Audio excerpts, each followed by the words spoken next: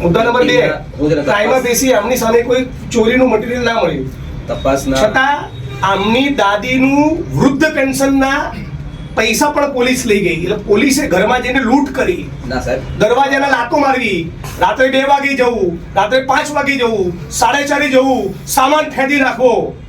આ બદતમીજી પોલીસ કેમ કરે છે? એવું નથી. એમાં મહિલા પોલીસને લઈને નથી જતા, અમે સાહેબ એમાં મહિલા પોલીસને લઈને નથી જતા. તમારા ઘરમાં 4 કોન્સ્ટેબલો ઘૂસી છે, તમારા જ રાવલના ઘરમાં, મિસ્ટર રાવલના ઘરમાં, કે તમારા એસપી ના ઘરમાં, કે ધારાસભ્ય વડગામના ઘરમાં, અને પોલીસ વાળા રાત્રે 2 વાગે ઘૂસી જાય અને મારા બાપાના બેડરૂમમાં મારી માં મારી ભાભી હોય, બરાબર, અને મહિલા પોલીસ ના હોય તો હું ટોયલેટ એના માટે કરીશ. સાહેબ હું એક વસ્તુ કહું. તમે ટોયલેટ કરશો?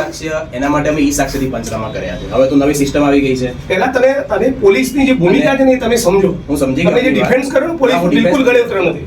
ના, હું હું આનાથી વધારે અકળાયેલો છું પણ રજૂઆત એટલી અકળામણથી કરતો નથી, બરાબર. આ જે પોલીસને જે ચરબી કૂદે છે ને બોટાદ પોલીસને, બીજું પણ એક કસ્ટોડિયલ ટોર્ચરની મેટર બની જેમાં મર્ડર થયું છે.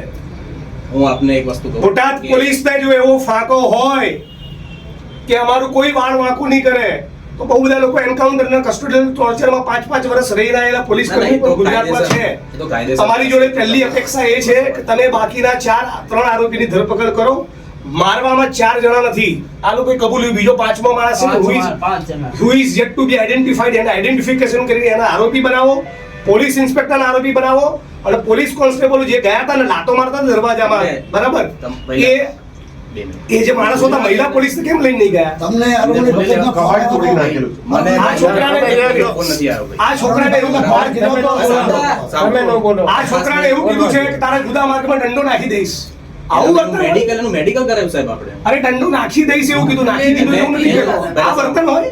સામે હું તારું સ્ટેટમેન્ટ એનું લેશે, આપણે લીધું છે, એમાં જે પણ સત્ય છે તપાસ કરશું, બરાબર. હવે પૂરતું બીજા કોઈ ઓપ્શન હશે લેખિતમાં લેશું. બીજો માણસ હોય તો ફરાર ન રહે કે આ કેમ ફરાર રહે? આમની આ માણસ હોય તો આનો ખાલી કહેવાયથી ને બીજાને કહેવાયથી ને આને ધરપકડ કરીને માર માર્યો. એક મિનિટ, હું બોલું છું. મારે તમારી પાસેથી તમે વારા પરથી રજૂઆત કરશો ને તો હું સાંભળી શકીશ. બીજું મારે ડેપ્યુટી એસપી આપની પાસેથી જાણવું